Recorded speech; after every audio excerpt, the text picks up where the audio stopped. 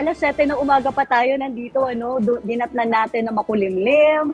Pag patak ng alas 9, bigla namang titirik yung araw, tapos biglang bubuhos yung ulan. Talagang pabago-bago yung panahon. Pero hindi napigilan ng panahon yung ating mga kapatid na dumalaw pa rin kasi as of 6 p.m. ngayon, umabot na ng 12,500 ang bumibisita dito sa Manila South Cemetery. Konti ito, kumpara doon sa usual na dumadalaw. Ayon sa mga nakausap natin, yung iba daw kasi, dahil nga nalaman nila na may paparating na bagyo, dumalaw na sila ng mas maaga noong nakaraang linggo at ang sabi, kung magandang panahon, babalik na lang ng auno. So, titignan natin bukas kung ano yung magiging lagay ng panahon, kung factor ba rin ba itong yung paulan-ulan sa mga bibisita dito. I-share ko lang kasi narinig ko yung report ni Marymon regarding doon sa mga confiscated.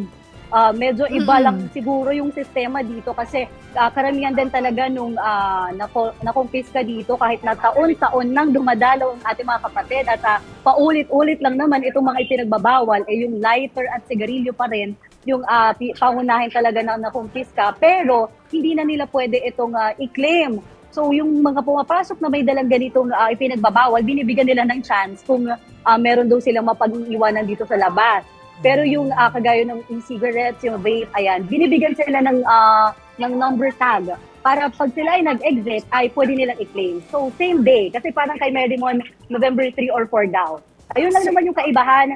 Pero yung sa sistema, kagaya nung sa mga minor, sa mga bata, talagang upon entrance pa lang, maigting na yung paninigurado nila, na makakabitan nga ng tag itong mga bata para iwas sa pagkawala.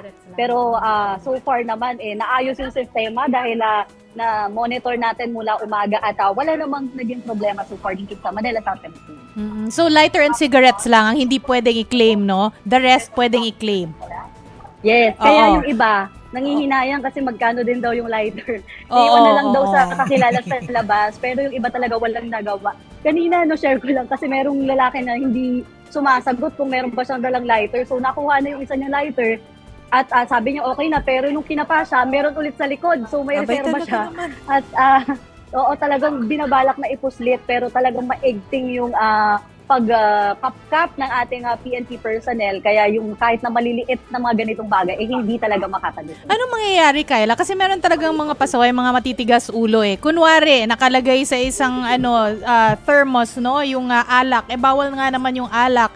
Paano pag nandun na sa loob, iniinom na, tas nahuli? May penalty ba yun o ano? Paano ba? Kasi hindi mo na pwedeng kumpiskain iniinom na Chiki, kapag kasi papasok pa lang talaga sila, nakakategorize din kasi yung sa entrance ng babae at lalaki, talagang masusi yung kanilang pag-check. So, lalo na itong alak kasi pinagbabawal, yung mga nakakalasing na inumin, talagang sinisiguro nila, inaamoy, binubuksan hanggat maaari at in a nicely way naman, para, at yung etong mga kapatid naman nating dumadalaw, willing naman silang ipa-check. Para nga, kasi syempre mahirap naman na ultimo pati tubig, hindi na nila madala sa loob. Pero so far may mga nakita tayo, meron pa nga may dala na parang jug na malaki. Basta talaga ma-assure lang na tubig talaga yung laman, makakapasok naman. At malalaman talaga kung kahina-hinala ba itong bit-bit nila na liquid sa loob. Pero kung di tayo nagkakamali, parang may multa. Pero hindi lang, hindi ko na siguro. Alam ko rin may multa pero meron talaga. Pero yun na kasi yung parang iniiwasan Kasi syempre, dahil undas, gusto din nila na maging smooth yung paggunita dito nga sa mga kaanak. Kaya nga hanggat maaari, nakikiusap sa ating mga kababayan na kapag pupunta, iwasan na talaga yung ipinagbabawal para hindi huwag na na pasaway. maging inconvenience. Oo, sunod na lang.